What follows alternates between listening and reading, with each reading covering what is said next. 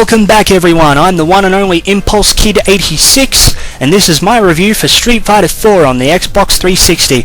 I managed to find this on the new release shelves of my local game shop on February 17, approximately 3 days ahead of its official Australian release. And now that I've had a good amount of time to get my hands dirty, here's the lowdown on the latest addition to one of, if not the most respected fighting franchises of all time.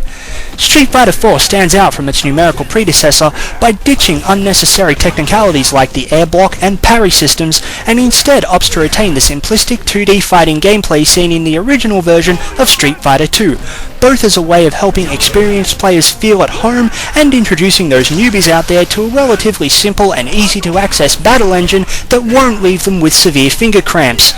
To further add to the retro vibe on offer, all 12 original World Warriors are scattered amongst a robust roster of 25. Other familiar faces include the movie star Fei Long, the ex-Shadaloo agent Cammy, as well as fan favourite Akuma. Among the all-new characters on show are the rotund roughhouser Rufus, the lucha libre chef El Fuerte, the amnesiac French warrior Abel, and a US government spy codenamed Crimson Viper, all of whom feature their own arsenals of deadly attacks. Aside from the arcade mode, which is bookended by anime-style cutscenes for each of the characters, you have the standard versus and training modes, as well as the Xbox Live Battle mode, which lets you play over its namesake setup against opponents from all over the world.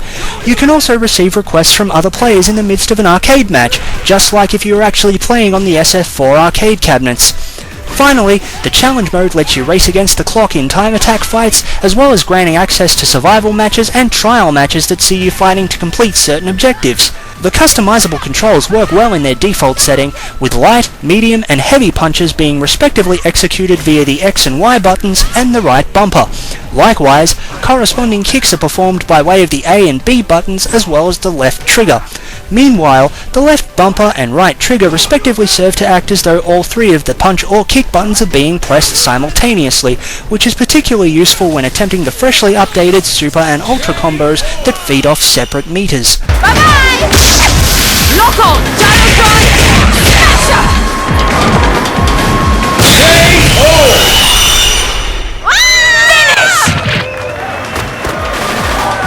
Don't underestimate me. Another brand spanking new feature is the focus attack, or saving attack in the Japanese release.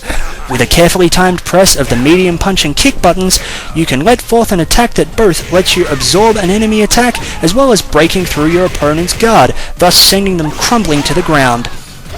Being the first of the mainstream Street Fighter titles to make the leap to 3 dimensions, Street Fighter 4 is nothing short of amazing to look at, with the stylized character models moving so fluidly and gracefully that I dare say that Street Fighter is finally surpassing Tekken in the visual stakes. The soundtrack is also nicely composed, and the voices presented all fit their characters perfectly. In my honest opinion, Kyle Hebert's voice sounds much more fitting coming from Ryu than it did flowing from Gohan's mouth in Dragon Ball Z's US dub. The answer lies in the heart of battle.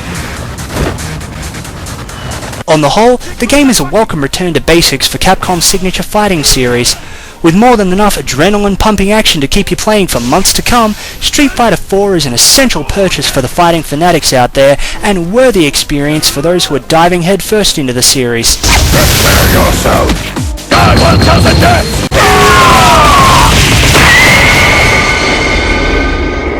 This is methods. Fool!